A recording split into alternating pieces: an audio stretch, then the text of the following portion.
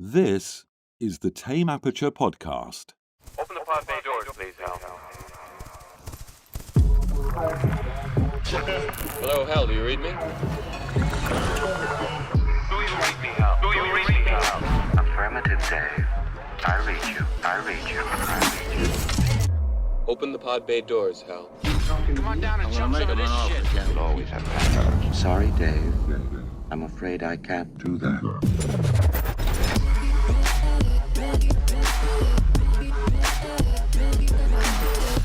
Welcome everybody to the Tame Aperture podcast, where we talk all things movies from first-time directors, indie films, art house, and much, much more. Today we continue our series into the mind of Mr. Kubrick and talk the 1971 film A Clockwork Orange. In an England of the future, Alex and his Droogs spend their nights getting high at the Korova Milkbar before embarking on a little of the old ultraviolence. A Clockwork Orange is a 1971 dystopian crime film adapted, produced, and directed by Kubrick, based on the 1962 novel of the same name. It employs disturbing, violent images, comments on psychiatry, juvenile delinquency, youth gangs, and other social, political, and economic subjects. The film premiered in New York City on December 19, 1971, and was released in the United Kingdom in January of '72. The film was met with polarizing reviews from critics and audiences alike due to its depictions of graphic violence. It was later withdrawn from British cinemas at Kubrick's behest and was also banned in several other countries. On the flip side, it received several awards and nominations, including 4 nominations at the 44th Academy Awards, and in 2020 the film was selected for preservation in the National Film Registry by the Library of Congress. I'm Gabe Vienendahl, filmmaker, film instructor, and movie enthusiast, and I'm joined by none other than my partner in crime, Mr. Alan Martindale, veteran podcaster and editor. Alan, how the hell are you? I'm good, man. We're into some dark Kubrick. We're advancing from The Killing of last week to A Clockwork Orange. What the hell? That's a very good question. What the hell? This before we get into the film, I want to say that years ago, this is a long time ago, I read the book. Wow. And I just want to say the book is written entirely in the fucking language that these guys speak. The entire book is written that way. So as difficult as it is to understand them, the book, it took me like 4 chapters, I think, before I started to kind of get the hang of what was happening.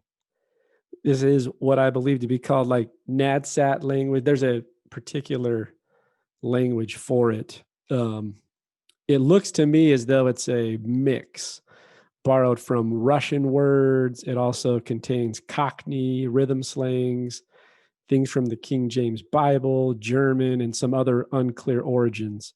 So it's this cacophony of language that they speak. And it's just him and his Droogs that speak it, right? Like no one else does. Yeah, from what I can tell, it's their own little, or that subculture. It could be anybody in that kind of subculture. So this film is intriguing to me, and I've always wondered why. So before we get into it, I remember the first time I saw this film.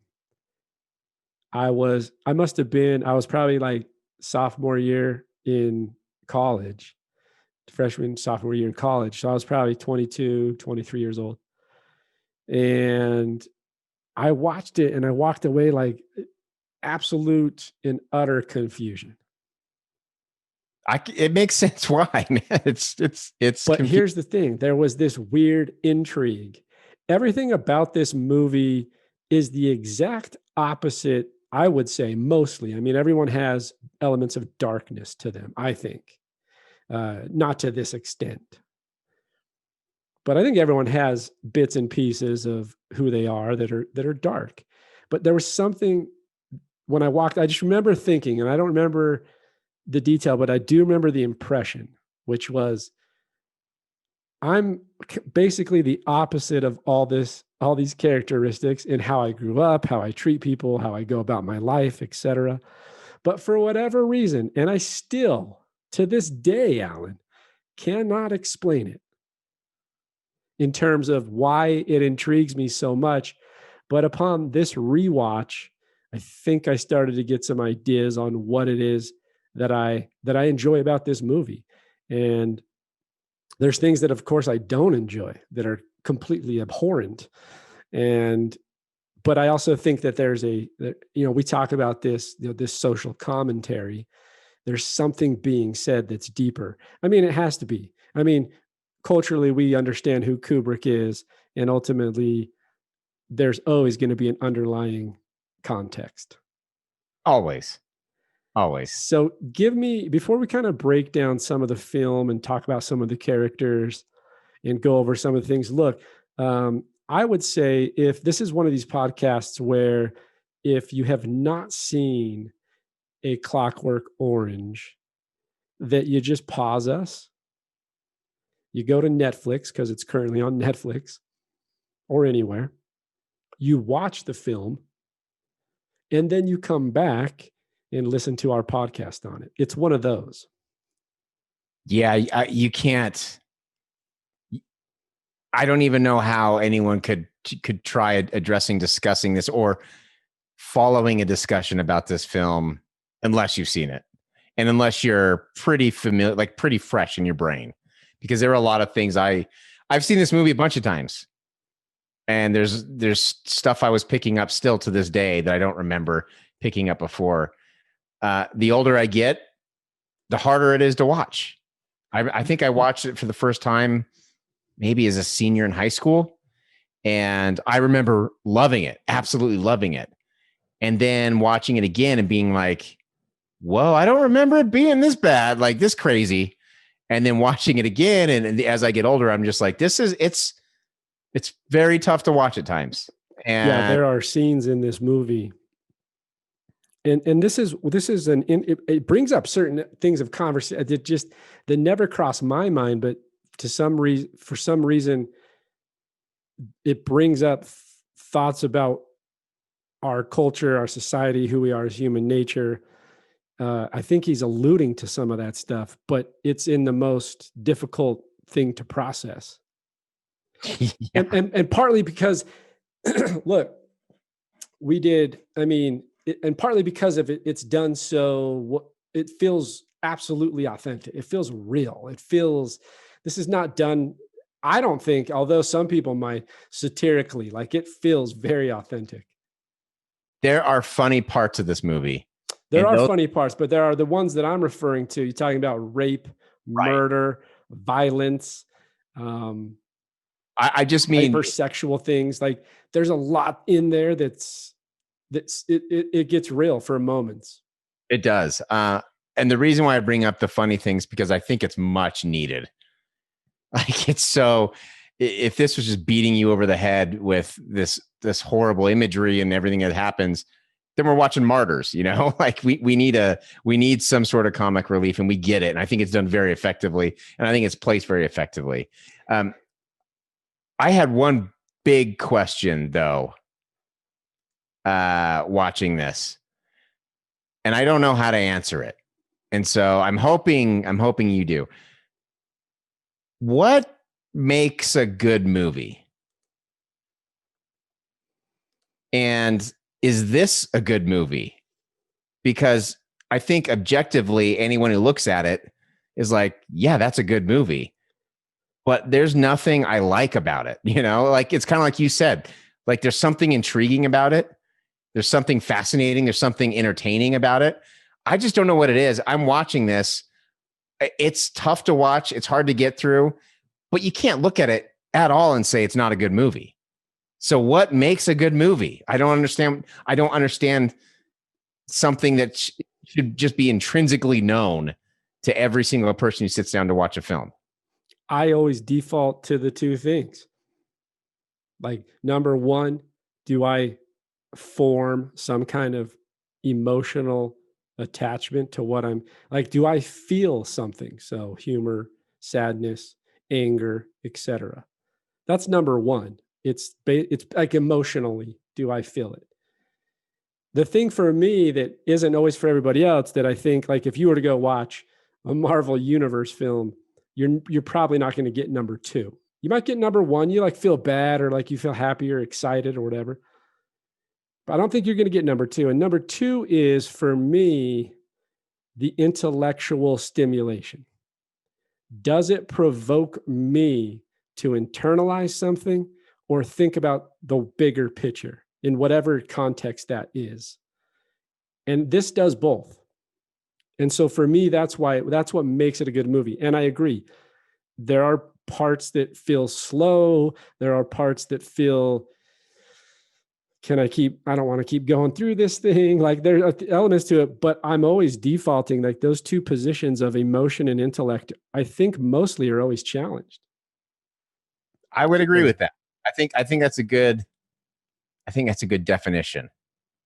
I don't know if I'm connecting with a bigger picture thing with this, though. Like, I'm looking at the imagery and I'm looking at all. It does make me think, though. First of all, number 1, absolutely. Like, you're feeling something no matter what throughout this entire movie. There's no way you can walk through this unemotional. Second, though, for me, like, I don't know if I'm getting a big picture thing. I don't know if I need a big picture thing, but it absolutely, my brain has not stopped thinking about it since it ended. Yeah, and that's what I mean. Intellectually, it doesn't even have to be big picture. It can be, but I don't think it has to be. I think it's something that, it sounds silly, but it buries inside, like it goes under your skin, and it doesn't leave. Yeah, and then you're kind of itching at it, and you're trying to figure out, why the hell is it itching? And I still don't entirely know. Right. And I think for me to come out and be like, oh, I broke Kubrick. I understand Clockwork Orange. Exactly. There's enough on the internet. There's enough people telling. Well, we've said this in the past. I just think you're full of shit. Yeah. Now, does that take away from the fact that we can walk out with our own interpretations? Of course not. That's the whole point. That's the beauty of movies. And right, that's the thing that draws us to them, is that we get to interpret and perceive our own way. And I have mine. I have thoughts on it, but I don't know that it's not even a bigger picture thing. It's that thing that crawls under my skin and won't leave. And then I got to be like, what's it itching at? Or what am I itching at? What's that thing that's, so. Well, and on that note, though, because there are a lot of people out there who will tell you definitively this is what it's about, and more with 2001, but also with the Clockwork Orange and everything Kubrick does. This is what this is about.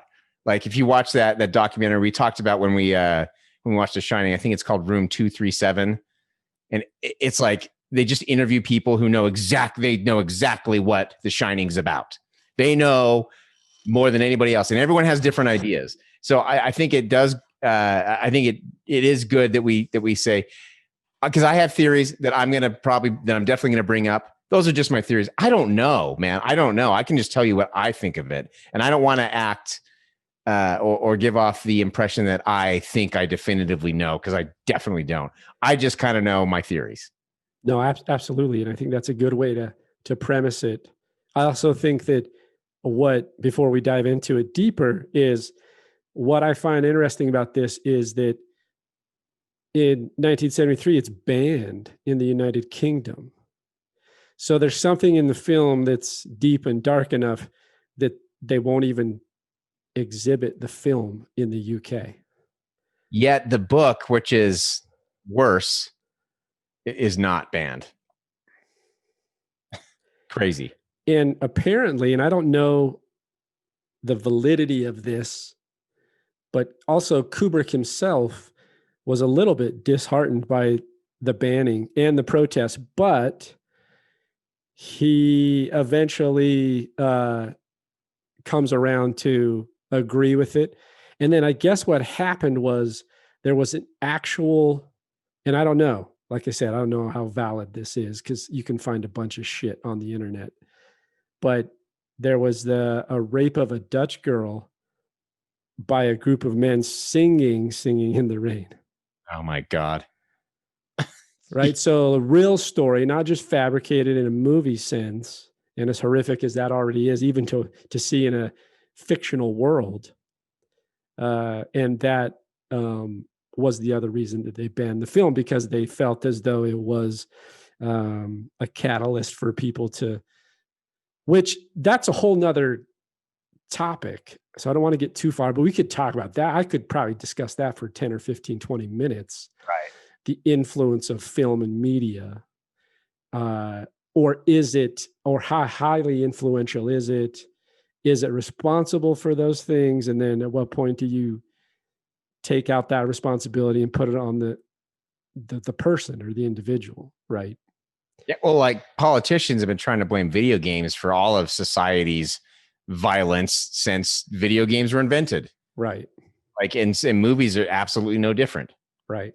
Media, and that's what I mean. And so, but it was banned. And so a movie that's banned that becomes in and of itself societally controversial, because this film came out in 1971. So this film is about 50 years old. And even after 50 years, and here's the thing as we get into it now, it's still intense and it's still disturbing. To me, again, like I said, it's only gotten more so as I've gotten older. Maybe it's just my view of the world is a little bit more seasoned, so I can understand the depravity of all this. Right. So let's get into it. I think we'll talk. I'm sure we'll get off on multiple tangents throughout the discussion. But basically, let's do an introduction to these characters. We got 4 band of misfits, is what I call them, Droogs, as they call themselves. It's a gang, a small thug gang. And they're led by Alex. And Alex is played by Malcolm McDowell. And then he has his 3 compadres, 2 of which I remember the name, 1 I don't. We have Dim and Georgie. And then the 3rd one is almost insignificant because he doesn't really come into the plot later like the other 2 do. But there's these 4 guys, and we open up in this otherworldly, futuristic, off-kilter, hypersexualized world in a bar. I guess it's a milk bar. Milk bar. There's got to be something in the milk, though, right? My thought is, yes, it's definitely pumped up with something. No? I think they allude to that as well. I think they imply that there's something in there. There's got to be some kind of stimulant inside the milk, whatever that is. And already I'm fascinated. Here's the thing, Alan, about the Kubrick shot. And the first shot is the Kubrick close-up. That zoom out. Yeah. With the Kubrick stare. The Kubrick stare, the 1,000-yard deep stare, Malcolm McDowell, Alex, just staring the camera lens as it zooms back and it reveals where they are in this very weird room surrounded by naked mannequins with, I don't know, it's the weirdest room. It doesn't even make sense. It does not feel like a bar or club of anything that I would be familiar with. It's a very narrow room too. And it's got to be, and it's also, and I haven't read the book, so it's interesting, and I don't know how much you can recall from it because you read it quite a while ago, and sometimes naturally we forget things, and it's some kind of post-apocalyptic world, some kind of futuristic world. What I do get, even if I don't know the environment entirely, is that it's different. Yes. It's this world, but it's not. Right. There are hints of what we would feel familiar with, but overall, it's like a mashup of what a futuristic world would be and our world. Like it's strange. Right. There's some kind of detached society. We see some common similarities that present themselves to today's world, but it's definitely different. Mm-hmm. So it introduces these guys. They basically just go around the first, and we'll talk about some of the scenes and some of the stuff, but the first 30 minutes of the movie is just them going around creating a ruckus. Yeah, beating the shit out of vagabonds, getting in fights with other gangs. As that other gang is about to gang rape a woman. Yes. Which this is the thing, the shocking value of the movie is like, I might have to fast forward. Like it just feels, and that's what I mean. It's not done in a way that it feels real. It feels like there's a camera there, and then all of a sudden we're just observing this documentary in a sense. It doesn't feel like a movie, if that makes sense. It doesn't feel like a fictional thing. There are so many shots that feel like it's actually happening. Like there's one later on we'll talk about. And by the way, Malcolm McDowell, this had to have been a very tough role to play because he's getting beat up all the time and it looks very real. All the violence, like you said, it looks real. There's a point where he's being, his head is being dunked in like a trough of water and it's one continuous shot and he's under that water forever. Yes. And we'll get into that scene because I have some thoughts I want to ask you on that. And you're right. That's one take. To the point where you're thinking that's a dummy. That's not him until they bring him up and it's him. Yeah. So there's just so many points where I'm like, how this doesn't feel like a movie at all. Like you said, this is the suffering of Kubrick, which is make you do a take and stick your head in water for a minute.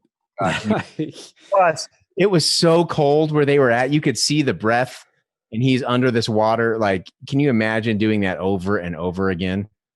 Well, if it holds true to the Kubrickian formula, many takes were done. I'm sure. What's interesting, and you get into this scene where, and it becomes important later, but you have the Droogs who basically beat the shit out of this vagabond, telling through narration how much they hate old people. And they beat the shit out of him. Then they go, what I do like, this is where I appreciate the cinematic essence, the filmmaking, is it's scattered with juxtaposition of image to action.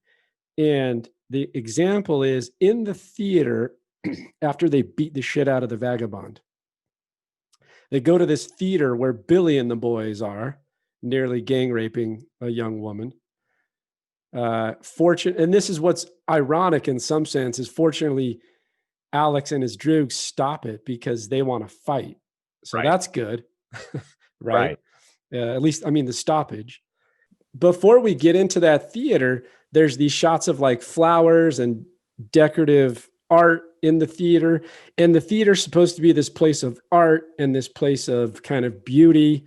And this one in particular now has been run down. And then this absolutely horrific event is about to transpire.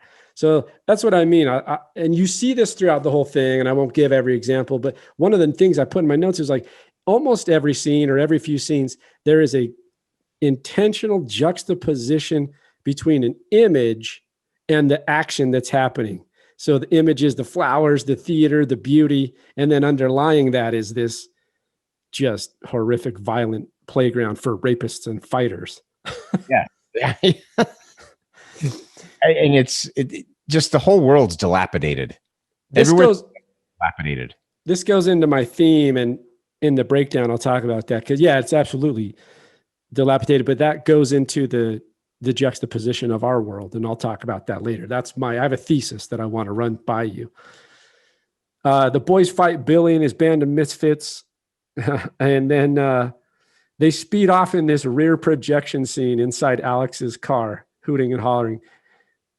I love it. I think it's absolutely surrealist. It feels fake. It works. Everything else that's real, that's what you're saying, like to all the shots that feel authentic and they feel in some essence, they're beautiful, but they're like documentarian as well. Like this is like an homage to a 1940s movie or 50s movie. Well, I just like because you're getting a slice of this is the first time you're getting to see the pure joy they get from committing what they call ultraviolence. Like they are absolutely loving every second of this. And that's why I think it works, because it's like a moment in time where we stop all the realism, and now we're going to have a little stage play where we can kind of go in and see the reactions. Got the close-ups of each Droog and their reaction, and they're just having a blast. And I loved it. Yeah, and comically, as they're driving down the road, playing chicken with every car coming down, it cuts from the rear screen projection, the back screen projection shot, to a reverse shot of the cars that we see coming down, and the cars, the motorcycle, the van, they're all just, those are real shots of these cars, motorcycle, van crashing into the side of the road. Yep. They call it they call it hogs of the road. That's what they call it. Road. And this represents to me, it's like this lawless society. These kids, where's these kids' parents at? Well, to me, I mean, these kids, to me, the whole movie is about adolescence. And this is what you see: sexualized images everywhere that they go in this entire world. Because when you're an adolescent and you've gone through puberty or going through puberty, that's all that's on your mind. Yeah. And you also have, like, you think you're not quite an adult, but you want to have the independence of going out and causing mayhem and doing whatever you want and indulging every thought that comes into your brain, including giving the old in out, which is what they call rape, and just beating the shit out of people and getting in fights, because it's that aggression, it's that testosterone that's building in you. Right. Me, that's the whole movie. And there's a big theme of that going on in here for sure. Right. And that's why I really love the car scene, because it just encapsulates it so well. And there's no law and order. That's the other thing. These kids, I mean, in their minds, and I think that's true of adolescence, which is like, if you're a teenager, you go cause a ruckus or do things, maybe not, of course, to that extent that they are, but you go do something, and in your mind, you're not always thinking of the repercussions and the law and the order later. Right. Yeah, not at all. And yeah, it doesn't matter to you. I mean, just like when at the beginning of the film, I honestly didn't. I just thought he was a grown adult until that was the other thing too. What's funny that you say that, because I completely agree. I thought he was like a 20-year-old plus kid, like an adult. I mean, until he goes home, and then the next day his mom tells him it's time to get up for school. Yeah, and then he gives her the traditional excuse. Yeah, the belly aches. Gulliver. Yeah.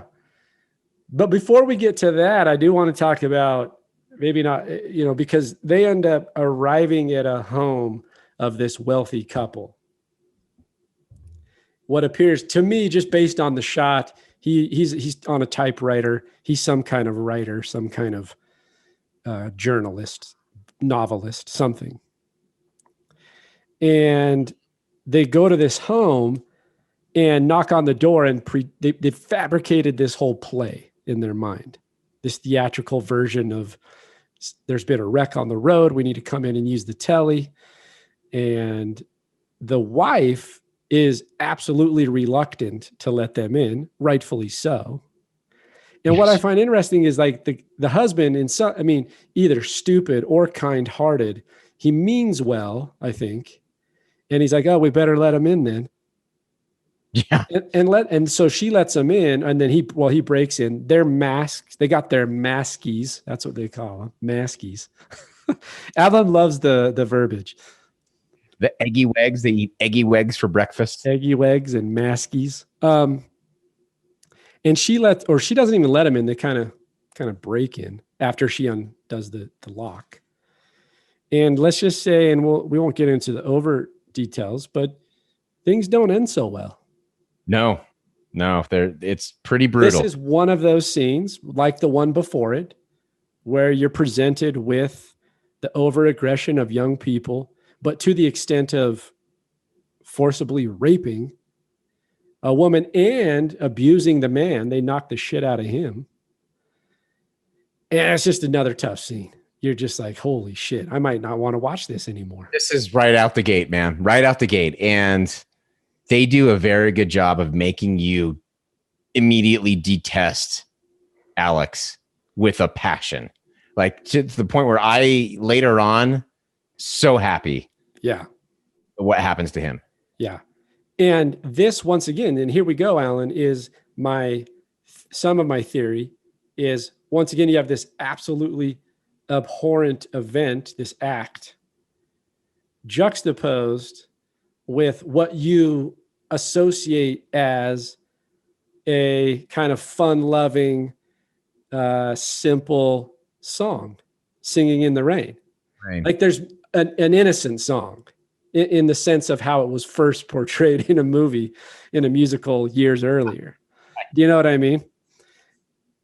But I love that juxtaposition once again. Of course, the event look, we're talking about the movie. We're not talking about real life, but Right. the movie, crazy event, but juxtaposed with this kind of fun-loving song of association of what's kind of fun and silly and kind of, and once again, he throws that in there, image to action. In this case, instead of image, it's audio or music. Just so interesting choice. I don't know if in the book it identifies that while this act is happening, that he sings that particular song, or if that's a Kubrick add-on later. Yeah, I don't remember. The only thing I really remember about the book at all is that the whole thing is, I remember the final chapter that's not Eggy Wags. Eggy Wags, yeah. I remember the final chapter that's not in the movie, which is a point of contention for a lot of people. And I remember that the whole book is written in that language. And I remember in this scene, I do remember, because I swear my memory, I'm old, I'm 40, memory doesn't always serve me the best. But when I saw this in college, I remember watching this scene while she's being raped and they're singing in the Rain for the first time. I just remember thinking like, what is going on here? This is so wildly wrong on Yes. every level. Yes. And yet, Alan, I'm horrifically intrigued at what movie is being presented to me right now. Yeah, I think you want to make sense of it. You want to piece it together. You want to figure it out. That's a good point. I think that's what kept me going all these viewings. Because even this time, even watching it this time, I'm seeing this and I'm like, I don't know if I can do this again. It's so bad. But I think that there is that thing. It's like, I got to figure out what the hell's happening and why it's happening. That enigmatic, curious discovery. I think that's also part of the analysis of the film, which is basically our humanistic nature of wanting to figure things out or problem solve, in a sense of wanting to know the answers. Yep. I think so. Absolutely abhorrent scene. and they go back to the milk bar. Weird scene there with these studio executives. I think it's another punch in the face to Hollywood from Kubrick, because there's TV executives and they're just pompous, arrogant idiots. Mm-hmm. No? I think so. I mean, except he does give a flattering, she sings talent to her, to the female. That's true. And she sings Beethoven's Ninth, to which Alex loves. He loves Beethoven's Ninth. Which is another, but that's in and of itself in the story a juxtaposition. Alex is a freaking criminal asshole. Sociopath, exactly. Yet loves Beethoven. Loves that beauty. So and so anyway, there's a plot point too there, and I think this is why it's constructed well as a story for me, because he actually prevents one of his droogies, Dim, from insulting the woman because he wants to hear her finish. And this causes a friction between Dim and Alex. It's the start of a friction. So they go back, and that's kind of the start of the friction. And then it basically cuts to Alex in his bedroom and his mom. And immediately you understand a little bit. I feel like Kubrick's showing a little bit about the detachment of parenthood. Yeah, I think so. Because he just plays his parents like a fiddle. Plays them like a fiddle. They don't seem overly interested. Oh, okay, his stomach hurt. And they just like, there's no extra concern. And granted, it's a different time. It's 50 years ago. I mean, I think today we're swinging the opposite direction where we don't give any. I do it sometimes, and I want to be overly involved. But he basically tells his mom, I'm not going. And then it cuts to him at the record store, just walking around.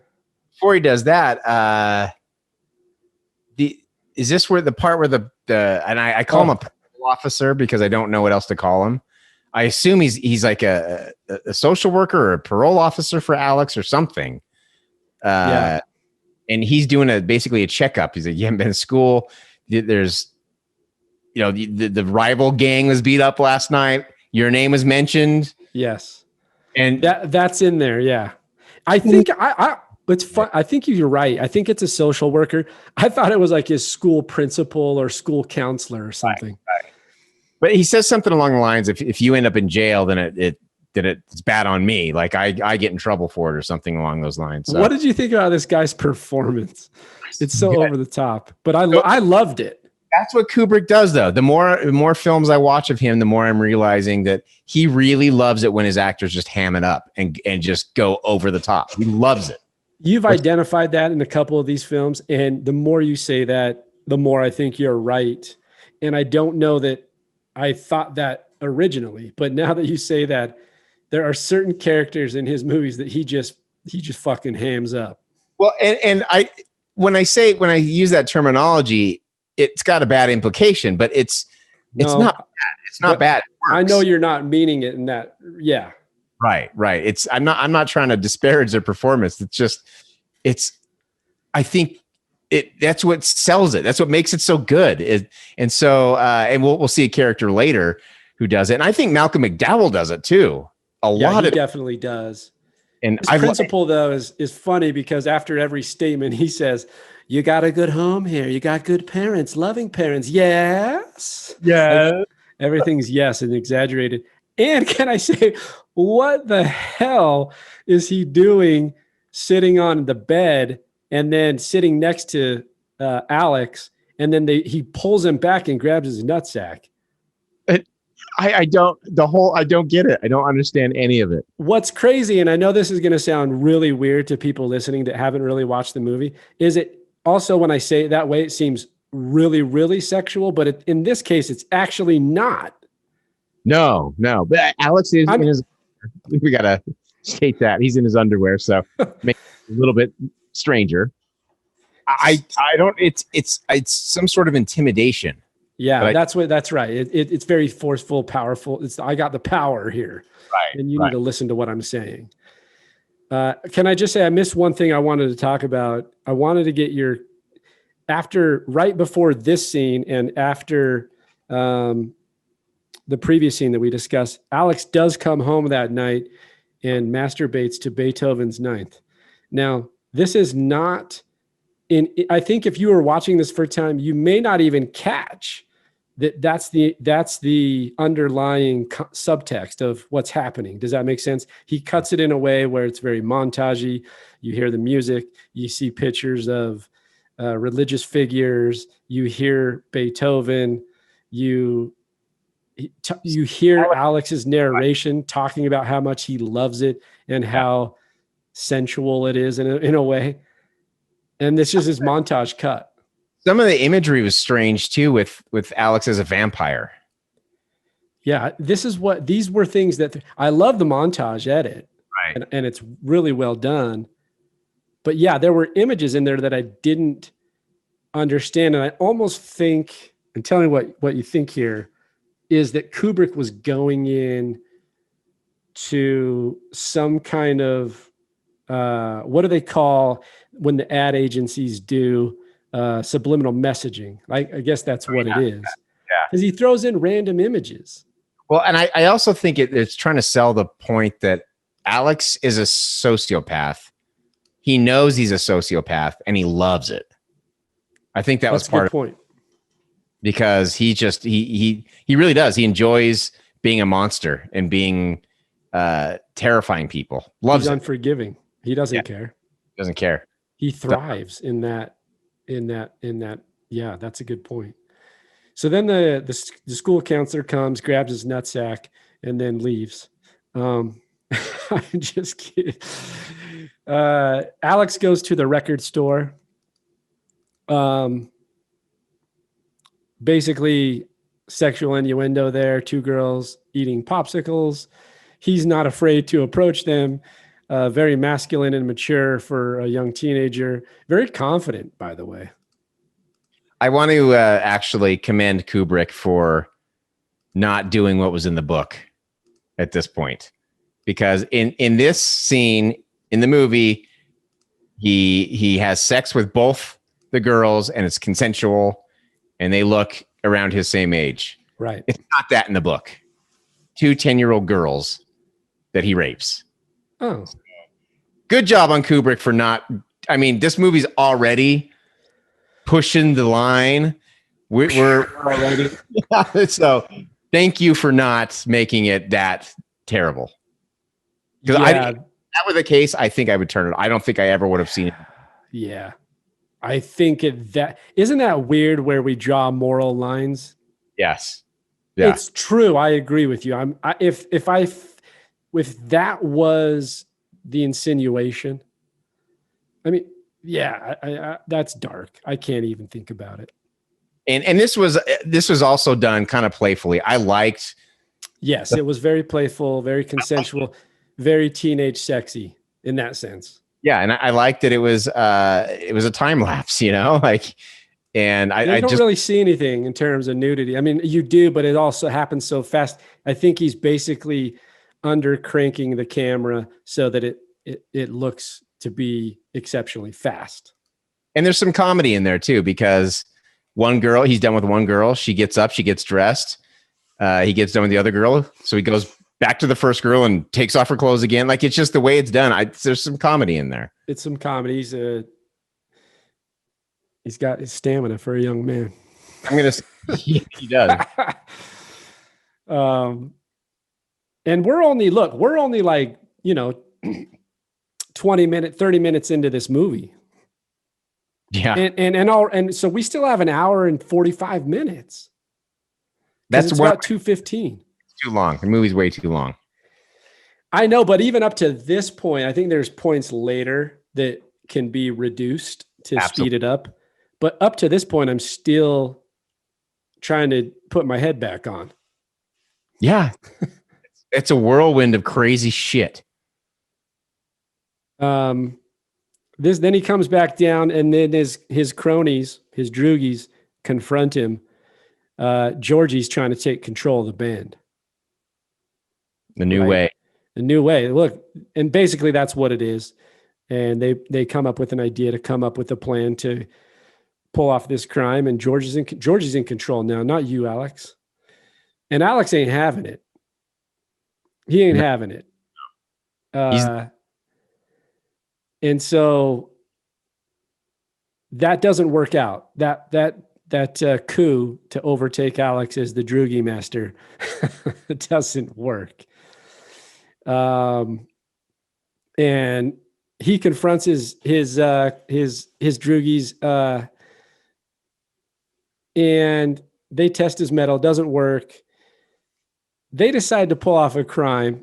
Georgie has a plan, and so they end up going to. Well, no. First, Alex makes sure they know who's the boss, right, of the band.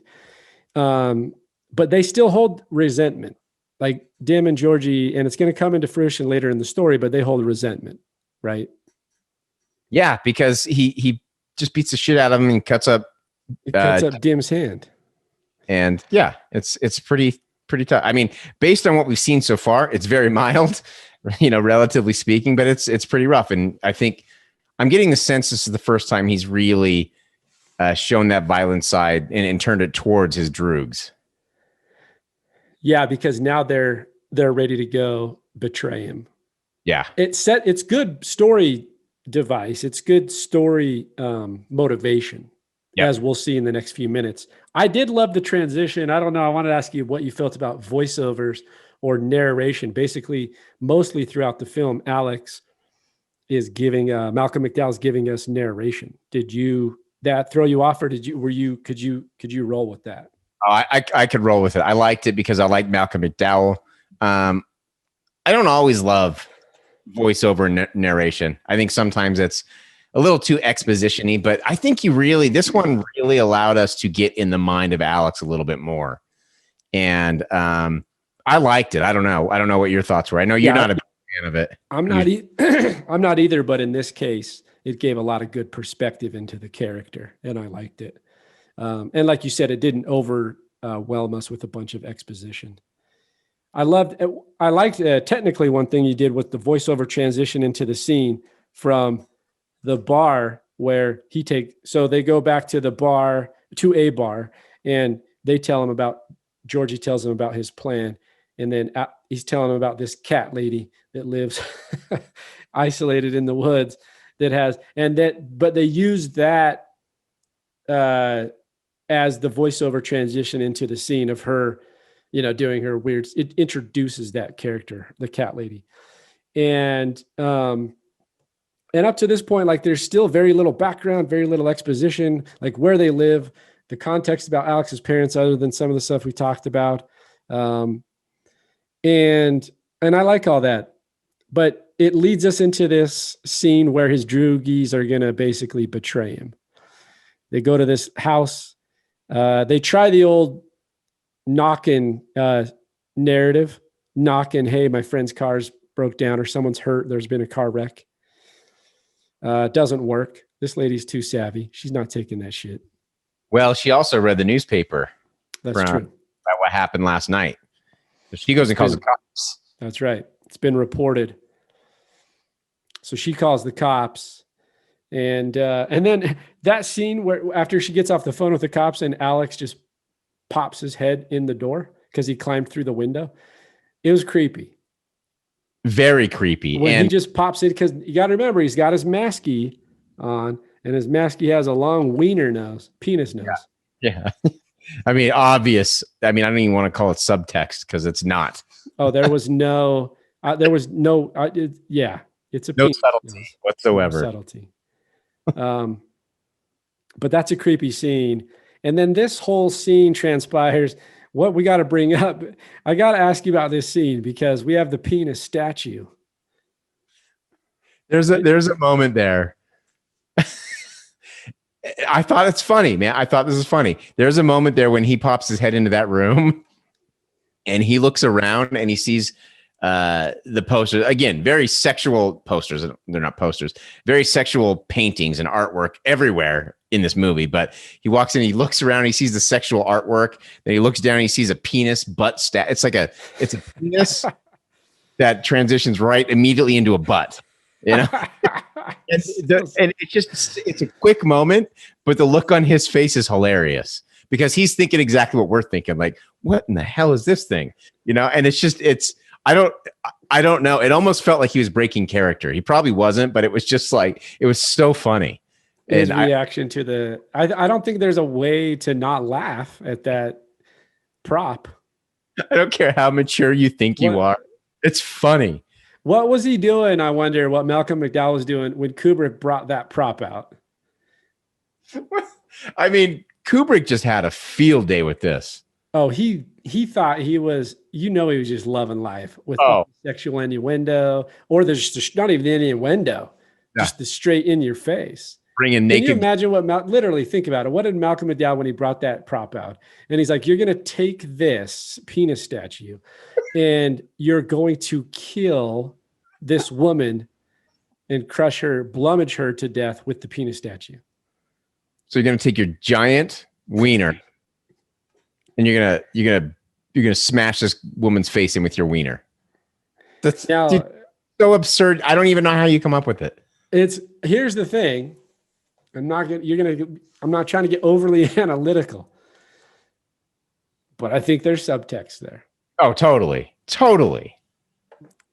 which is for me the masculinity, right? The machismo, right?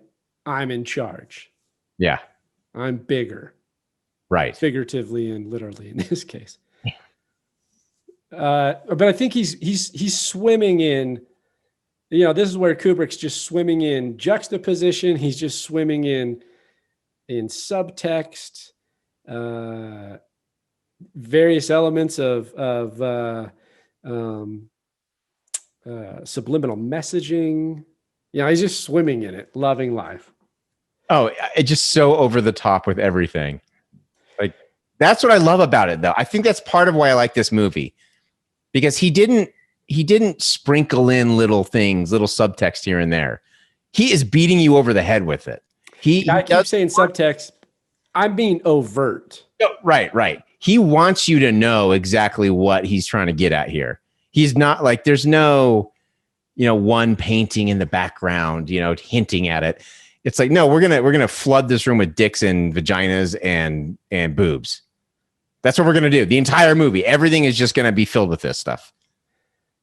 Can you imagine if you went into a prep meeting for a film that was this? Because you think about Clockwork Orange, you think in some context, serious film, serious filmmaker.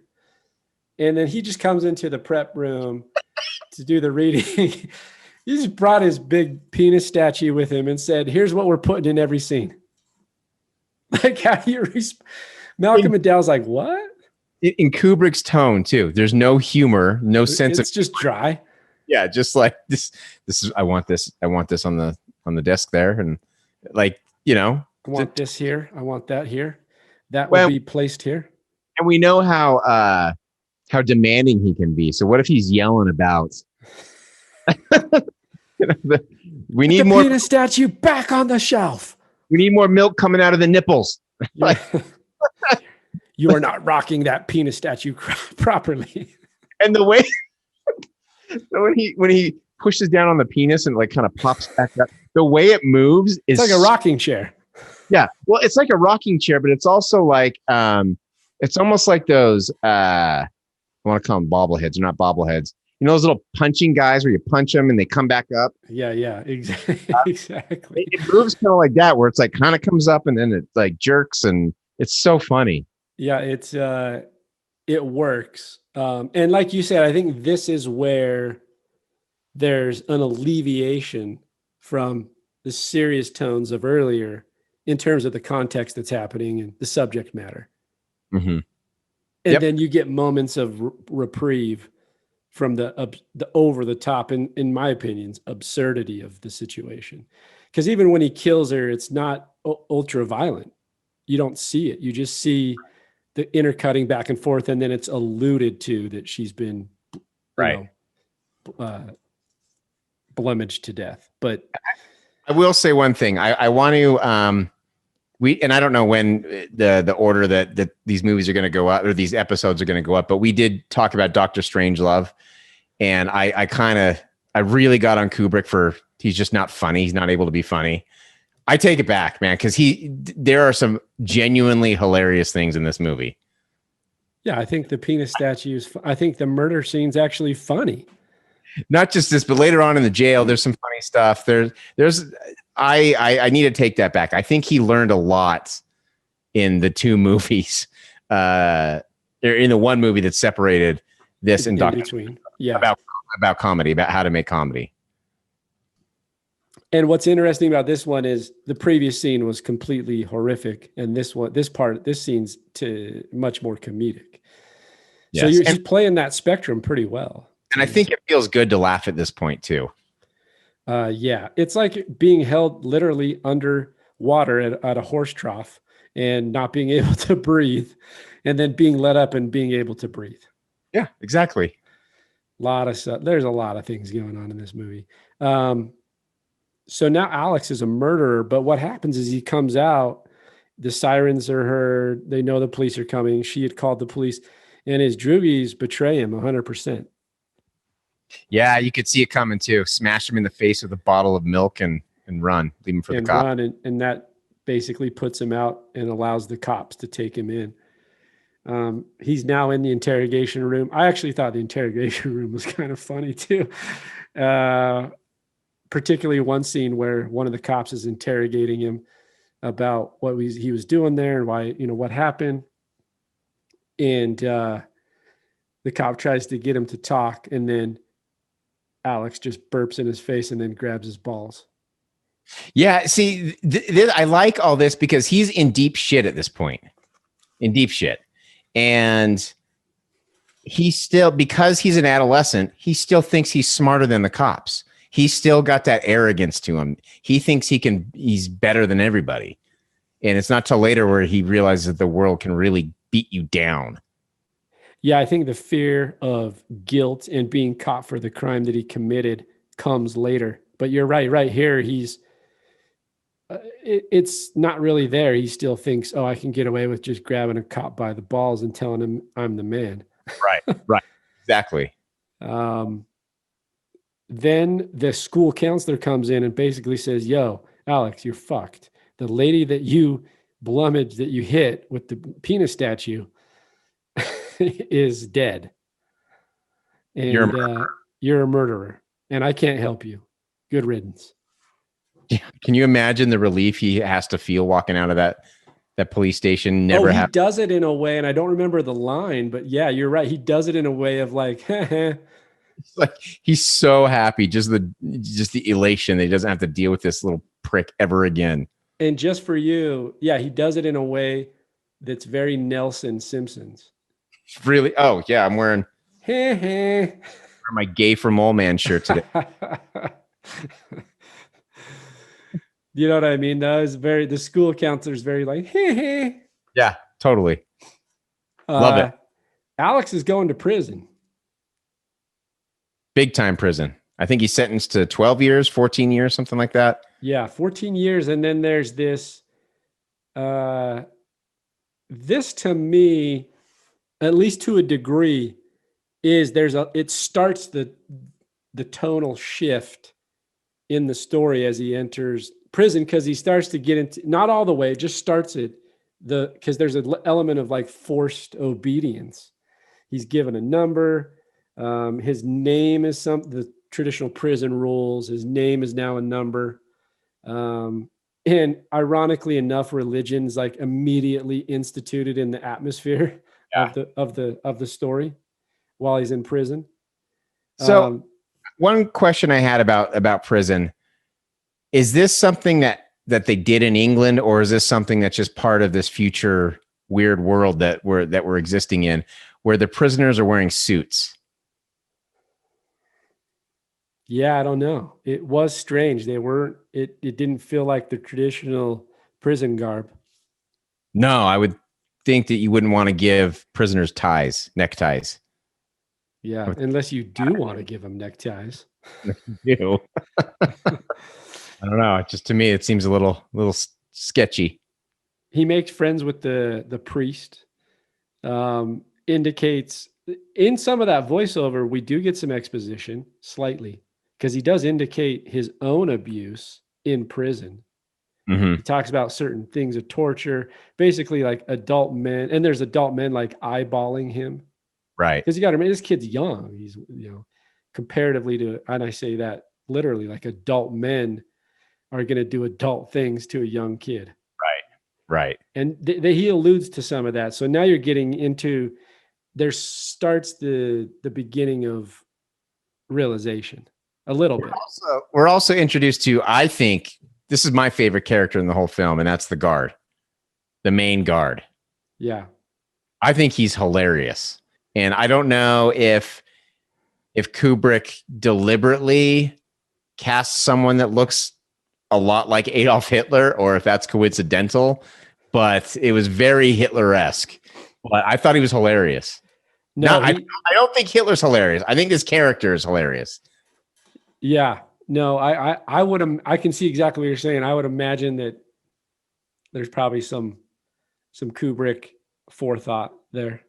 I think he's almost kind of making a joke of Hitler a little bit, because even the way the guy like marches and moves and and yells at him and tells him to place things properly and do as I say. And yeah, I think he's definitely kind of making a joke of Hitler a little bit, which I enjoyed.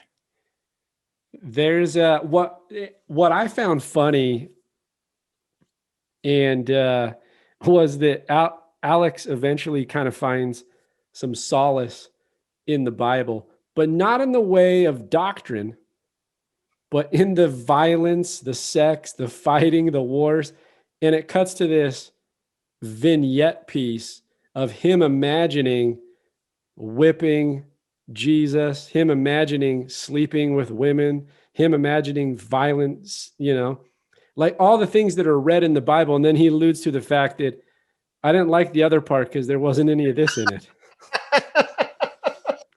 And I love because after this little vignette piece, it cuts to him sitting there with his eyes closed. And we know because he's enjoying imagining himself committing the violence, but it looks like he's praying. And so the priest interrupts him and is like, starts reading the scripture. Yeah. And I did like the cunning nature of Alex in knowing what he needed to do to manipulate the priest. Yeah. Because he knew that the priest is his way out of here. And so he knew he attempts to play the priest into nominating him into this new experimental treatment program that's supposed to speed up recovery and reduce your sentence. And he's trying to play the priest into that program. And even the priest is like, I don't know. Like, I've heard bad things about it. I don't know if you should be doing this. Right. The priest is not on board, actually. No. And Alex is just thick. But what ends up happening is an alignment of the stars, because this new program that's run by the Minister of the Interior, basically a government official, arrives at the prison because they're doing a selection program. They want to select inmates to come test this new treatment. And it's about Reformation, and it's called the Ludovico treatment. Don't know what significance that has, but that's what they call it. And I'm sure it's some significance. I'm sure it's something there that it's way over my head. And he gets selected. He gets selected to go into this treatment that's run by the Minister of the Interior, run by the government for Reformation. And he does it all because he wants to get out early. He wants his sentence reduced. And this obviously goes to show Alex's naivety. Naivete, I don't know how you say that word. But it shows that he's naive because you don't just get out of prison for free. Like, it's not, the idea that, I'll just walk out. I'll just go get this treatment and I'll walk out of here and everything will be fine. That's not how life works. They don't just let anyone out of prison. You're going to have to go through some pretty tough stuff. Like, nothing in life is free. Right. And this is where, ironically enough, some of his innocence as a young person plays against him, because he's not going to realize that. Yeah, he is. This is the stage of life where you learn hard truths about the world. And I think this is exactly what is going to happen, as we'll see. And I think Kubrick saying something about the government and something about the government offering these types of treatments. And we'll get into that later, but he gets to this treatment center. Can I just say that Kubrick is, and we know this, but he's so unapologetic in long takes. Oh my God. Because when Alex, and this isn't the first time in this movie, it happens with the guard when he first goes to prison. Long scenes that seem irrelevant is what I should probably say. And he has to turn in all his belongings, and it just goes on. Yeah, that was too long. That whole sequence was long. It happens again when he goes to the treatment center, but this one's actually a long take, not the full sequence. When he's taken to the treatment center and the transfer of the paperwork, I swear it's like a minute long. And all they're doing is the doctor and the prison guard are just like looking at a document. And you're just like, what What are we doing? Why? I don't know. But here's the thing: it still stood out to me, and I thought it was boring and long. But I was like, see, this is where Kubrick tricks me every time. Every time, Because I'm like, what's he doing so long on this take? right? Like there has to be something of significance here. Yes, I actually enjoyed it because I liked the guard. I thought he was hilarious, and some of his mannerisms during this shot were pretty funny. You know, like just the formal official way things have to be done. Yeah. I thought was hilarious. But yeah, I was wondering the same thing. I'm like, why? What's going on? What am I missing? I'm missing something. And I don't think we were. I think he just likes long takes. I think that's a big part of it. And the next chapter basically begins now. So we're about 70 minutes into the movie. Okay. And the next chapter of the story is now we're going to see this treatment, which is basically an experimental treatment. And we get another Kubrickian zoom in, and it's an emphasis on the serum. And this is what I was thinking. I'm not trying to get overly analytical, but why did the doctor goes into, it's the first day of treatment for Alex. She goes in, she's like, hey, I'm going to give you, she basically says, pull your pants down so I can give you a shot on your ass. Yep. But he's very explicit in zooming in to experimental serum 114. It must mean something. It's got to mean something. I don't know what it would be, but it has to. But they give him this experimental serum. And then the big part of the treatment that we'll get to is basically, he calls them vidi films. They're basically movies, small movies. They put him in a straitjacket. His eyelids are pried open, and he is subject to whatever is streamed in front of him from these vidi films. He cannot look away. And this is another reason why I think Malcolm McDowell suffered while making this movie. Those things in the eyes, that's real. That's not, you can't fake that. Because I wouldn't do that. I'd quit. I can't have shit going near my eye, sharp things like that going near my eye to pry my eyes open. And how long did he have to have those things in his eyes? Because like you said, Kubrick is notorious for doing take after take after take. How long did that have to go on? Yeah, I think it's interesting because as a storyteller, you say, okay, I need this to feel real and authentic. So at the suffering of my actor, I will put you know what I mean? Like, and I think it would be hard for me as a filmmaker to subject them to want to do that. Yep. But you're playing in the big leagues, dude. Oh, I get it. Because if you think about it, like think about Malcolm McDowell post Clockwork Orange career. I mean, he's renowned. This is an iconic in some ways, not always for good, but in terms of acting, it becomes a game changer for Malcolm McDowell for everything down the road. Yeah, puts him on the map. I will absolutely. I mean, it's very effective. It's very effective as an audience member, seeing, like, having to watch those things go into his eyes. Yes. Gave me the most authentic feeling of discomfort, which puts me in Alex's shoes. Like, yes. I now am as uncomfortable as I possibly can be, which is kind of the point of this entire thing, in this sequence. Yeah, it creates a level of anxiety watching those things in his eyes as he's forced to watch these things. And the experiment starts out with violence. And he talks about how, it's just a good cine. It's just a good film, Hollywood-like. And it feels real. And then it goes from there into like rape, sexual abuse, war, killing, bombings, gunfires, buildings on fire. Nazis are involved in the montage of the film. all accompanied by Beethoven's Ninth Symphony. Yep. Which is the ultimate torture for him. And the drug, serum 114, it causes death-like paralysis. So, in other words, not only are you subjected to your eyes being opened, but you can't move an arm, you can't move a leg. What an anxiety-driven feeling. I cannot even imagine. It's horrible.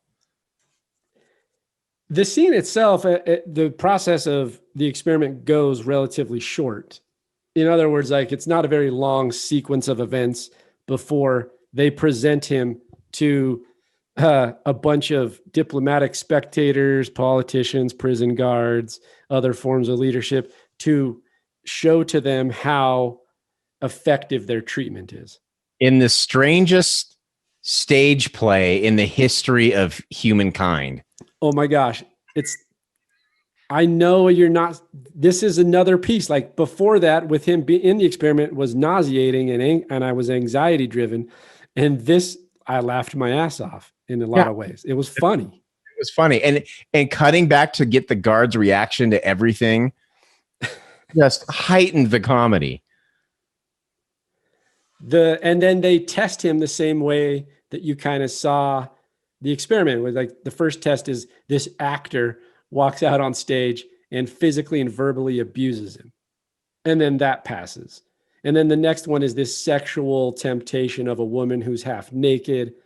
But then as soon as he goes to touch her and kind of imply the urge that he has, he starts feeling nauseous and sick. Or when the guy goes to punch the guy for beating him up or physically abusing him, he starts feeling nauseous and sick.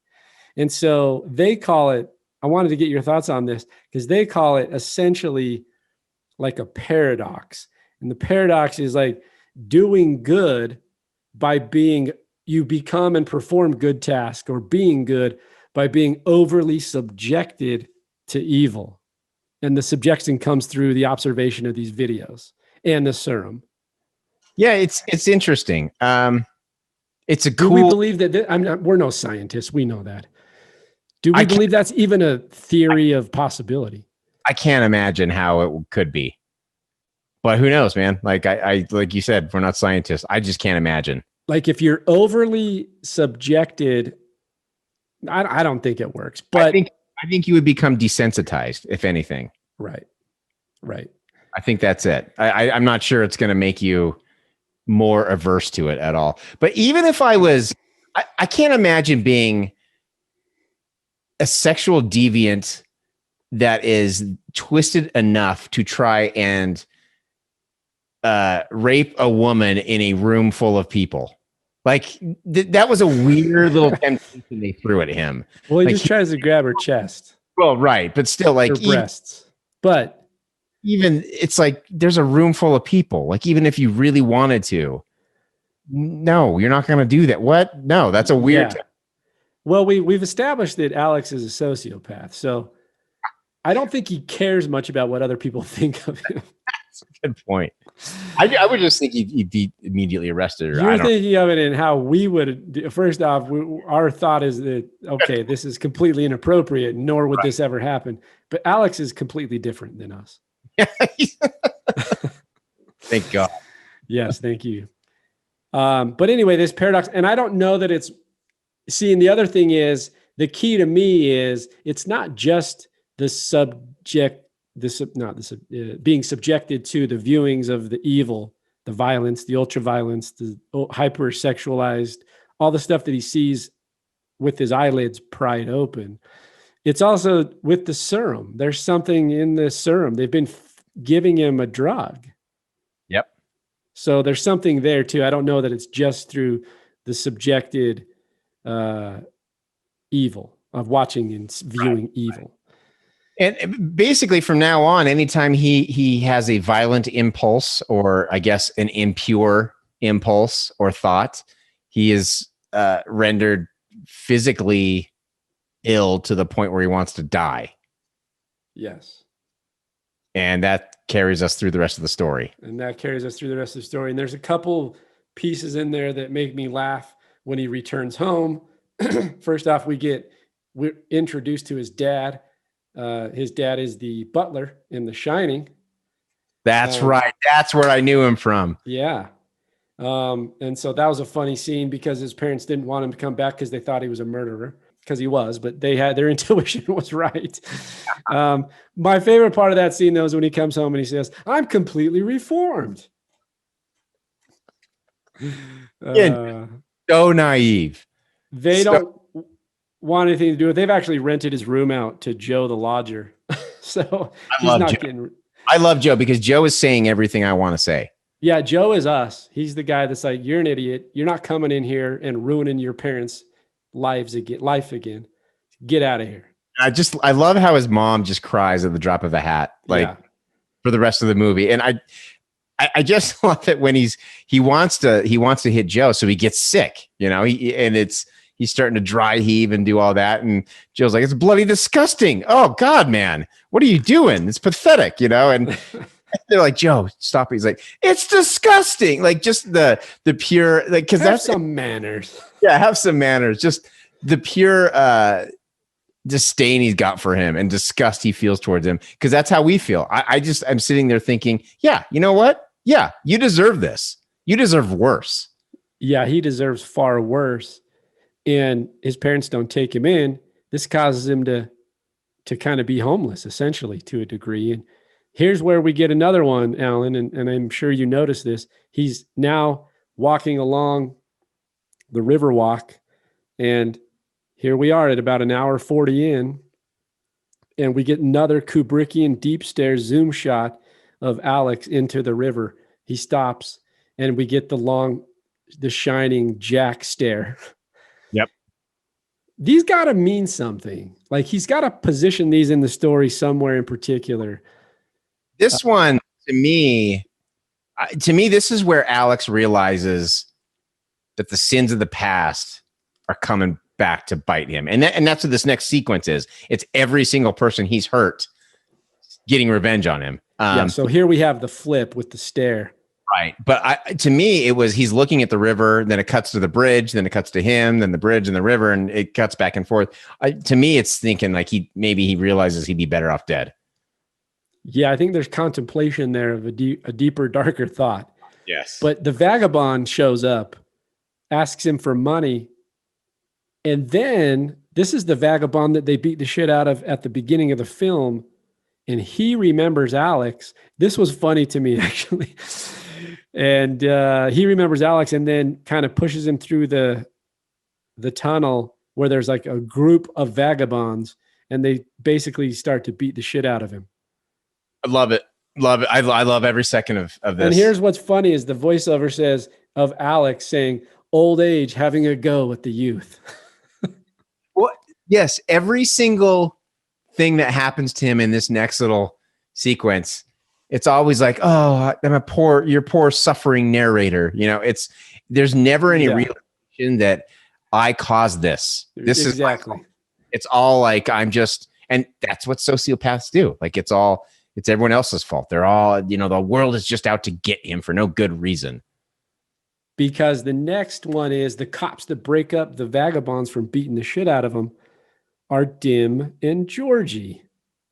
So they've reformed themselves in the sense of being hoodlums to now authorities or officers. And we find out later that the government's been doing this. They've been hiring hoodlums to join the police force to rough people up. Right. To the crime.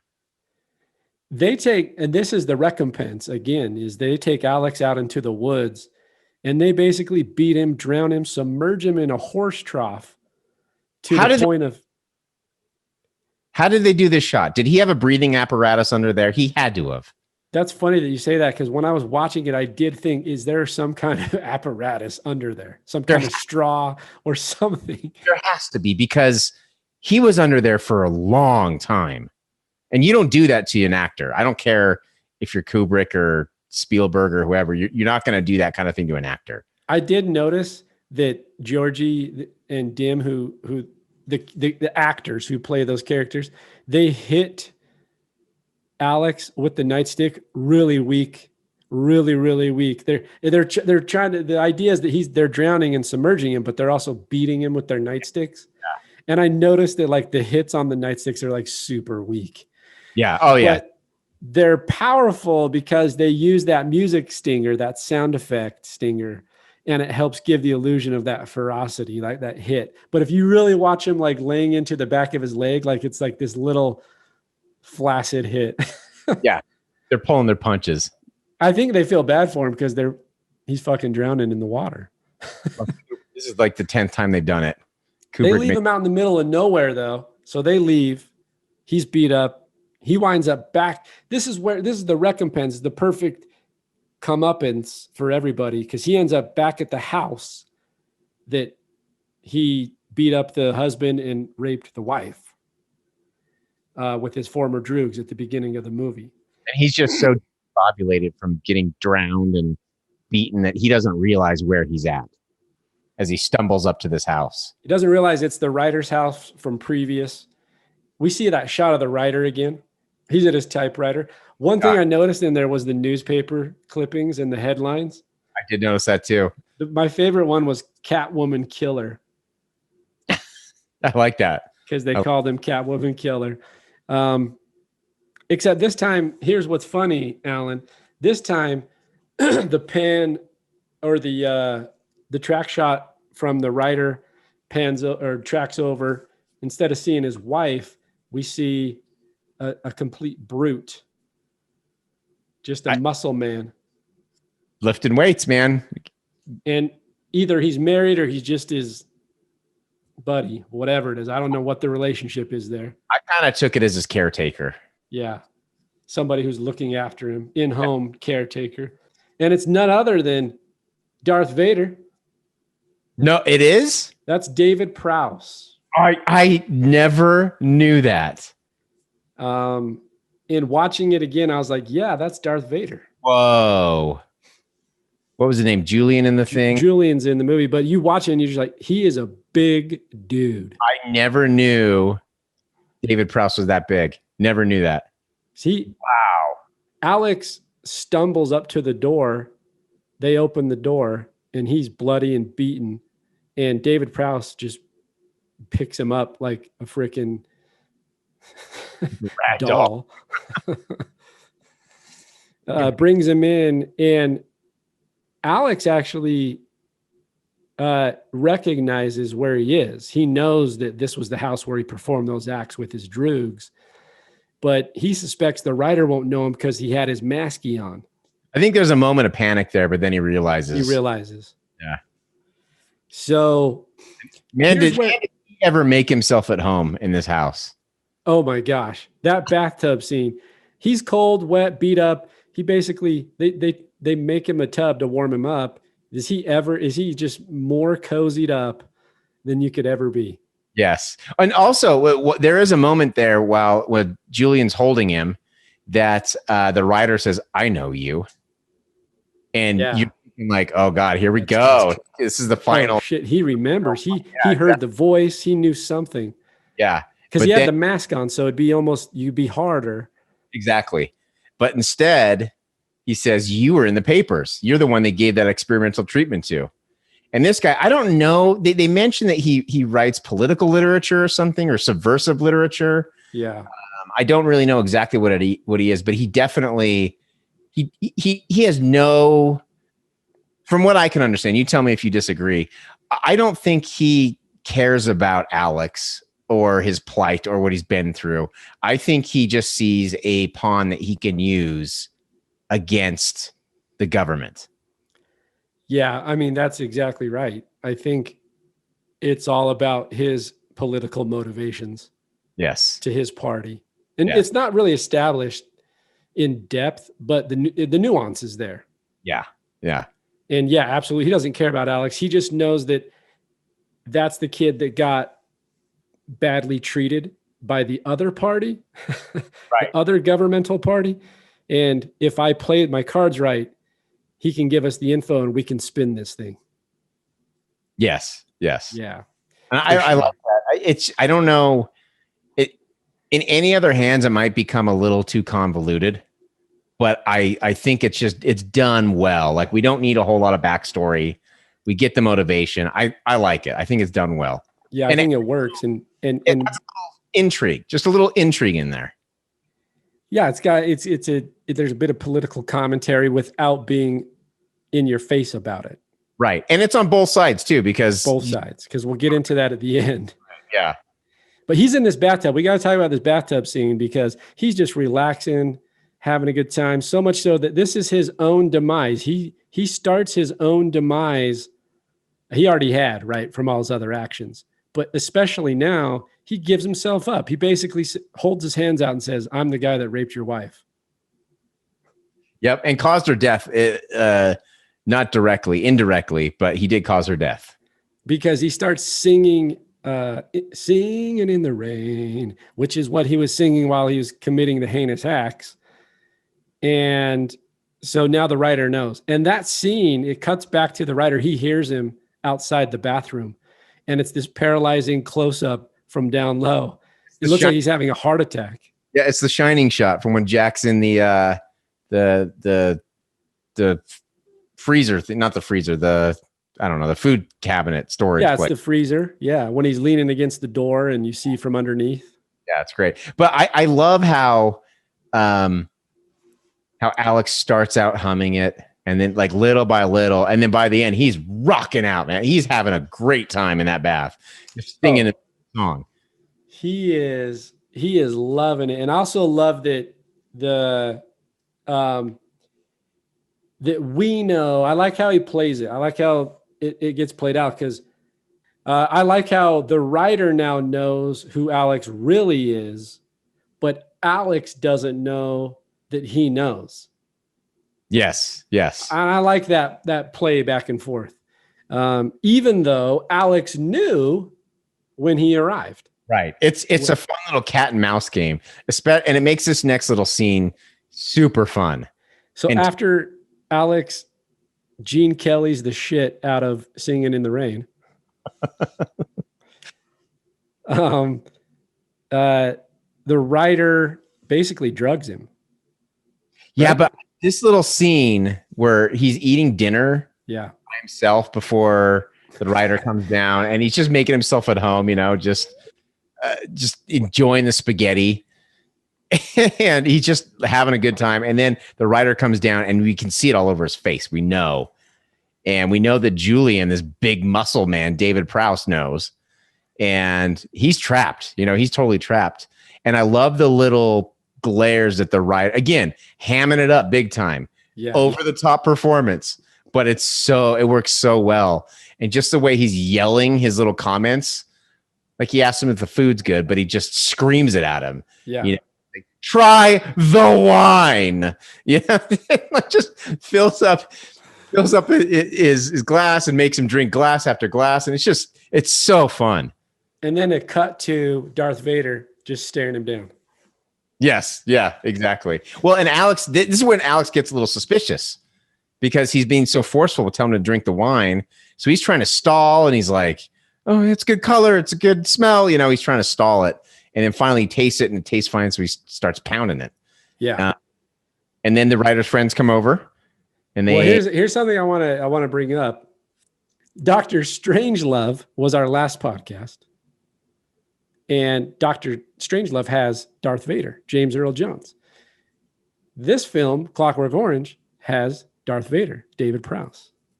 Boom. Kubrick directed Darth Vader. He made Darth Vader before Darth Vader was Darth Vader. That's right. And then so you were getting into it. The writer, it seems like he drugged him because he right, because he blacked out fast. Yeah, well, yeah. The writer's friends come over. He kind of tells the friends about his experience, and Jess was watching this with me, and she said the lady who came in the house was the woman who was singing at the milk bar. And I couldn't tell. I'll have to verify that. I don't believe that's who it is. I didn't think so either, but she was pretty sure. So I don't know. But because these are, from what I can tell, his political associates. Well, yeah, and that's why I was like, are they reporters of some sort? Or I mean, I kind of put colleagues, friends, other reporters, journalists. that are in the same political party as him because they want to set a coup against the interior, the minister of interior, the other party. And there's an election coming up, so they Yes. yeah, exactly. So They want the inside information on the Ludovico treatment so they can spin it and then make it sound like shit. and I think here's my theory. I don't know, but I'm spitballing here. My theory is that after the writer realized who he was, I think the plan changed. Now instead of using him as a pawn, now they're gonna try and make him want to kill himself because that's even more powerful. If this treatment was so bad that Alex wanted to kill himself rather than have to live with it, I think that's my theory is that the plan changed once they found out who he was. Well, it definitely changes, and I think you're right about because if it's a suicide and that gets published, that's even bigger.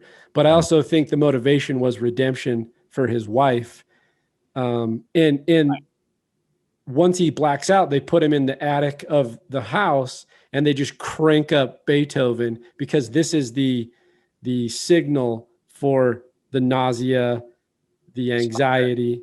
So good. I love it. It's the irony is so wonderful. And the shot of them down below in the darkness while he's up above in the light and he's just getting sick, and just the shot of them, the way that Kubrick posed them in that shot, the writer's looking up and kind of scowling, but you can tell he's enjoying it. Julian looks troubled in the back. Like, I don't know, but it almost feels like there's some sort of religious symbolism going on here, the way they were posed in that shot.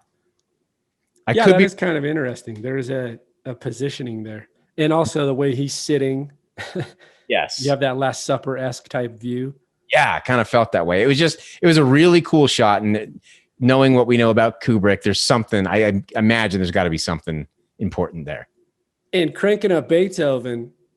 And once again, now it's the contrast of something that he loved so much is now the trigger for the thing that's going to be his end. Yep. And this leads him to, and he hates it so bad. He's triggered so much that he goes into an attempted suicide. He basically, he basically Texas Chainsaw Massacres out the window. Yeah, he sallies right out of that. Sallies out the window. Does not die, is injured, but is laid up in a hospital. What was the deal with once they cut to the hospital and it shows him that he's still alive, and then the stupid scene of the moaning behind the curtain and then a naked nurse and a doctor jump out? I love that. I thought that was funny. It was just a little pinch of humor there. Now here's the thing. The ploy works. The ploy worked for the writers because they started running bad press about what was going on with the Ludovico treatment. It gives bad press to the Minister of the Interior. So it worked, at least to a degree. But because now it's an attempted suicide of a former patient, and it spins it the wrong way. But the Minister of the Interior did not get to where he's at by being a sucker. He knows how to double spin this stuff. He knows how to play the game. He does, man. He's not afraid to get his hands dirty. Tell us how he does it, Alan. It's actually a really fun scene. I really like it. It's Alex is in his bed, and the Minister of the Interior comes in, and everyone else leaves the room, and he has a little discussion with Alex, and basically, you scratch my back, I'll scratch yours. You know, they also cure him, by the way, so he's cured of the treatment. And that's kind of what they're doing while he's in the hospital. But the scene where he is cutting, the Minister of the Interior is cutting Alex's food, and Alex is all in a cast, so he can't feed himself. And Alex just pops his mouth open, and in goes the food. To me, it's hilarious. It's symbolic. It's great. It's wonderful. And Alex is back to his old self. And you can tell at that moment that he's playing everybody again, or he thinks he is. Yeah, there's also in that scene, his parent, he does wake at some point just before that to his parents who are looking at him. I find it funny because now they're completely sympathetic more so than before because they just figured the government made him do it. So they just chalked it up for like, oh, our son he's okay. It wasn't all his fault. And also Alex believes that the treatment was a dream. Oh, that's right. The treatment to fix him, right? Yeah. The Ludovico treatment was a dream. It was something I had this imagination or this dream that they were in my goal over my head, Oh, I thought that he was saying that well, he is cured from in this, at least from my guess, he's cured from it, but he still has remnants. And he mentions that he thought it was a dream, that they tried to force him to do all these horrible things, like keep his eyelids pried open and watch the violence and watch all the things. Okay. And it's chalked up to a dream. Because I thought he was interpreting them fixing the Ludovico treatment as a dream. So being cured of it is what I thought he interpreted as a dream, but I misinterpreted that. I think he had a literal dream that it was. I think you're right. They do a psychological test on him, and they get his responses to open-ended questions and statements. And he replies, and we know he's cured from the treatment because he replies with all the violent sexual jokes. Yeah. And he's happy as can be. The minister comes in. We finally learn his name, not that it matters, but it's Fred. And he comes in, spins it, takes a photo op. Yes. That cracked me up so bad. Basically take a photo op that's showing that he's okay and that Alex is on his side. So he double spins it. And then Alex just like with the shit-eating grin and putting the thumbs up, and it's just so fun. I mean, it's Malcolm McDowell played that so well. And let's talk about his performance, and then we'll round it out. He's great. Oh, yeah. It's got to have been hard to carry a film of this nature with all the back and forth between seriousness and then some comedy and then back and forth. And I think he's just fantastic. I don't know how old he was when he did this, but man, he was great to the point where I almost hesitate to even look at it as a performance because I was so disturbed. I was that disturbed. Usually when I'm watching a movie that's disturbing, I'm still understanding that it's a movie and I can see the performances for the fact that they're performances. I kind of lost myself watching this because I was so appalled by what Alex was doing. And that's credit 100% to Malcolm McDowell, because I think he just did such a great job of encapsulating the sociopath that it's a little scary. Yeah, what Kubrick does well, and I mean, Malcolm McDowell is fantastic. Whatever he does in his cast selection, how he selects an actor, he's always pretty good, because you think about Jack in The Shining, you think about all his leads, to me, mostly seem incredibly talented, and then he's able to, like, every time. So nails it every single time. So this is a Clockwork Orange. This is 1971. That means McDowell was born in 43. So he's what? 27, 26, 27, something like that, when he did this. All right, now let's jump into your favorite part of the podcast. Wait, before we do that, go ahead. I want to talk real quick about the ending, because it is not the ending that's in the book.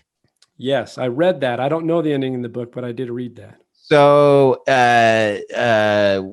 is it Anthony Burgess? I think I want to say the author of the book's name. He deliberately divided. Let's see here. Yeah, Anthony Burgess. He deliberately divided the book up into 3 sections with 7 chapters each. And that all adds up to 21, because he wanted it to be 21 because apparently 21 is a vital age, is an important step in human development. When you get to the age 21, that's a big momentous step, I guess. I don't quite understand. When the book was published in England, it was published with all 7 chapters. When it was published in America, the American publisher left out the final chapter. And in the final chapter, I actually like this ending better. And to me, it gives a little bit of hope. In the it's a little convoluted, a little unbelievable, but it is a happier ending. Let me guess. It's the CIA. No, CIA, yes. It's aliens. In the final chapter, and it's been a long time since I've read it, so if I'm messing it up, I'm sorry, and someone correct me. But he goes back to his old ways of being a hoodlum, being a little gangster, running the streets, going crazy. I think he even has new Droogs. But he runs across the one Droog the guy we don't even know his name. And that guy, I think he's got a family now. He's got a wife and kids, if I'm not mistaken, and kind of looks at Alex like, you're still doing this? Like, we're old, what are you doing? And, long story short, Alex comes to the realization that this probably isn't something he should be doing and isn't something he wants to be doing for the rest of his life. And so it gives a little bit of hope at the end. Again, if I butchered that, I'm sorry. Someone correct me, but that's how I remember it. Which is different from this because he's the last shot is him being wild and crazy. Yes. And basically saying, I was cured. All right. Yeah. Over him fornicating, giving the old in and out. We'll just say fornicating to be polite. As a crap. In and out. I'm sorry. I shouldn't laugh at that, but that's funny. Okay. I'm sorry. Oh my gosh. Appropriate things tonight. I think it's okay. We've covered a lot of those. Let me read a couple Google reviews. What do you think the ratio is from a good 5-star to 1-star? I'm going to say we're probably get more 1-stars than usual, but I say it's still mostly going to be 5 stars. But I'm guessing that the 1-stars are going to be pretty my favorite kind, the ones that are written poorly and have no idea what they're talking about. Okay, well, let's go with a couple that I'm reading here. These are not pre-read. These are just selected. So we'll see how they turn out. This is Roy, 9 months ago, 4 out of 5 stars. For the first few minutes, Clockwork Orange doesn't seem to aim at any specific message, but it is just plain disturbing. Too much for its own good. The mainstream audience might feel tempted to stop witnessing the initial nonsense. That's probably a pretty fair assessment. I think so. I don't think it's too much for its own good, though. I think it's setting up the rest of the story. And I think it's really important that we despise Alex going forward. I agree. But that was not a bad I agree. Through. Okay, a couple more. 3 stars out of 5. Great movie, period. The character of Alex is a great protagonist villain because he's everything I despise about people like him. And I mean that in the best possible way. I'm so confused by that. I don't know. I don't even know where to go. He's a character you love to hate and a character you can't help but like at the same time. Interesting. Can you not help but like Alex? Wait. Oh. He was like a pre-Joker in a lot of ways. Maybe. I don't know. I didn't like Alex at all. No, Alex is an ass. Yeah, I don't think there's anything redeemable about Alex. Maybe he just means that there's something about him that is intriguing and you want to watch, like you want to keep watching him. Yeah. I don't know. Okay, 2 more actually. The film is a little too disconcerting for me, but still a great time watching it. The use of colors, the cinematography is just pure art. It's weird sometimes, parentheticals, disturbing and absorbing. Okay, I don't know where to go. We need to articulate a little bit stronger in certain areas. Okay, last one. 2 out of 5. Controversial contents doesn't make a film a masterpiece. Oh God, Mr. Kubrick purposely keep something odd in every movie to make audience confused. Oh my God. In this film, the colorful house, costumes, etc.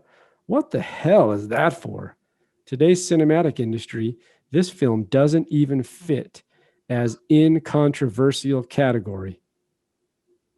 I'm reading this verbatim. My head hurts. And acting also bit of overacting compared to present generation's film.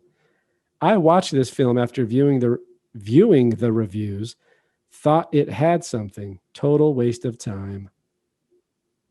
Oh man, I don't even know what they said until total waste of time. that gave me a headache. And I read it. And you read it. You had to read it. You had to view the words and make sense of them. Okay, so some mostly good, the couple in there, and there was one I think that was mostly valid in terms. Do you have any trivia, any summation, any additional info on this before you pop in your rating? Not really. The only thing I can really say is, like I said, I think it's about adolescence. I actually think it's more about the development of human life and how we go from an adolescent or a child stage where we need to get all of our base needs satisfied immediately. And then we go to a point where everything's about sex and you're an adolescent and you can't help it. And then you get hit with the world, man. The world slams you in the face and you realize that your actions have consequences. And then towards the end, I think he just kind of reverts back to where he was. And I don't know if that's a comment on getting older. I don't know. Maybe it is, because people were feeding him literally and taking care of all his needs. So I don't know. But I will say one thing I did notice is, if you watch this film, there's something very interesting when Alex is in a comfortable place. It's always in a narrow room. It's always shot with a very wide lens. And it almost feels like, and I don't want to be super pretentious, but it almost feels like it's the womb. Like he feels like he's enclosed and safe. He's safe in a safety zone where he is in a point where he's uncomfortable or in pain, or the world is smacking him in the face. It's usually far more wide open, lots of space, nowhere to run. Kind of, it's wide open. So there's nowhere where he can curl up in a ball and feel safe. And so to me, that kind of drove it home. That's my interpretation. I don't know. I could be talking out of my ass like I usually do. It's a great movie though, man. Like it's tough to watch, but like all Kubrick stuff, it's worth watching, and it will make you think no matter what. I'm giving it 7.7 glasses of milk. Ooh, glasses of milk. I like it. That's good. 7.7 for Alan on a Clockwork Orange.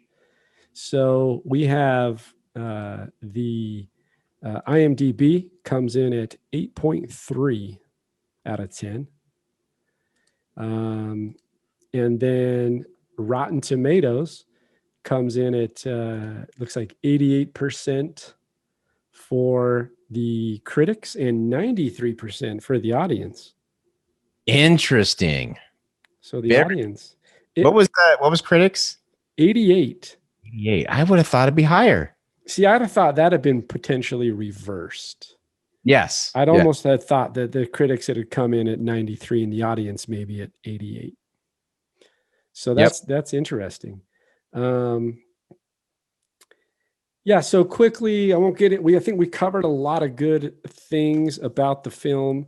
I think it's a well put together film. We're going to do that, and you should do it too, but I'm going to do my Kubrick breakdown top to bottom.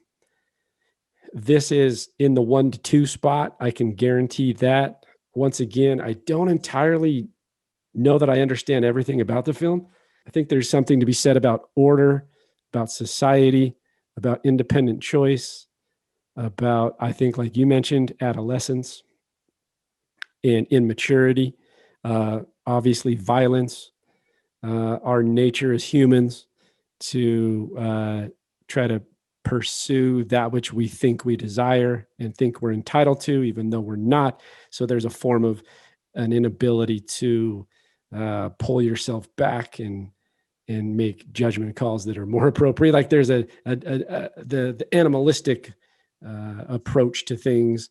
And what makes us different as humans is we can analyze and not necessarily have to pursue those animalistic urges right. We can we have a moral code inside that allows us to logically separate things for what they are. So a lot of things going on there. I did read something, and it's just simply online, but I thought it was kind of interesting. I don't know how true it is. A Clockwork Orange, it kind of refers to a person who has the appearance of like lovely color, but is in fact only a clockwork toy wound up by God or the devil, or the almighty state. So that's referring to those political moments too. So interesting there, maybe like a little tie into the actual title in terms of what it means. It appears to be colorful, appears to be juicy, appears to be succulent and worth. But in the reality is it's just it's a toy that's been manipulated by some other entity, whether that's spiritual or political. So I don't know, that's kind of interesting. What do you think of that metaphor? I don't know that. I mean, I just read it and I thought it was interesting. I don't know that I agree. I don't know that I entirely agree with it, because I still think my breakdown of it is that there's too much you're taking away the ability for independent choice. And that's what I think sets us apart from other animals. And that's what I mean is we have the ability to decipher things, right, and make choices based on those logical, pragmatic, the implications of things that might be. The priest even says that, he says straight up that once that the treatment is done, he says he doesn't have free will anymore. He doesn't have choice. Yes. So in that sense, I think that comparable is probably true, because now he's appears to, like, at least when he had the treatment, now he is an engine within, or not an engine, a toy within the cog, right, of the machine. We can turn him and tell him what to do, and choice is gone. So I think if you're looking at the film as a whole, those are the things I'm looking at. And I don't know the answer. Like we said before, we're probably talking out our ass.